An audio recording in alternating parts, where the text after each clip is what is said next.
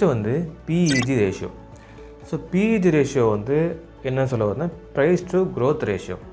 ஓகேவா? So price to growth ratio. So இது வந்து பிஇ ரேஷியோட கொஞ்சம் அட்வான்ஸ்டு.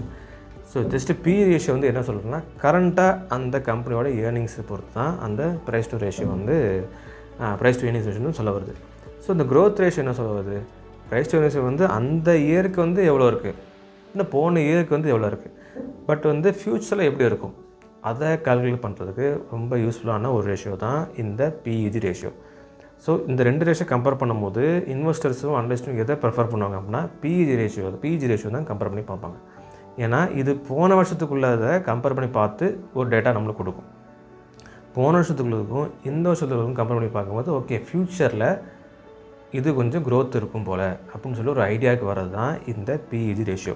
ஸோ குறைஞ்சது ஒரு 5 இயர்ஸ்க்கு வந்து அது கம்பேர் பண்ணி இந்த பிஇஜி ரேஷியோவை வச்சு எவாலுவேட் பண்ணி பார்க்கும்போது இந்த பிஇ ரேஷியோ வச்சு நம்ம ஸ்டாக் செலக்ட் பண்ணுறத விட இது பெட்டராகவே இருக்கும்.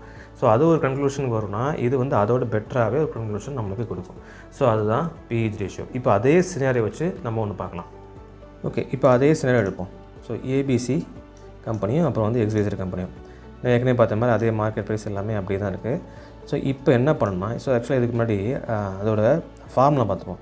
ஸோ பிஇஜி ரேஷியோட ஃபார்முலா வந்து மேலே வந்து பிஇ ரேஷியோ, அதாவது ப்ரைஸ் டு ஏர்னிங்ஸ் ரேஷியோ ஏற்கனவே பார்த்தோம்ல, அந்த ratio divide by EPS growth.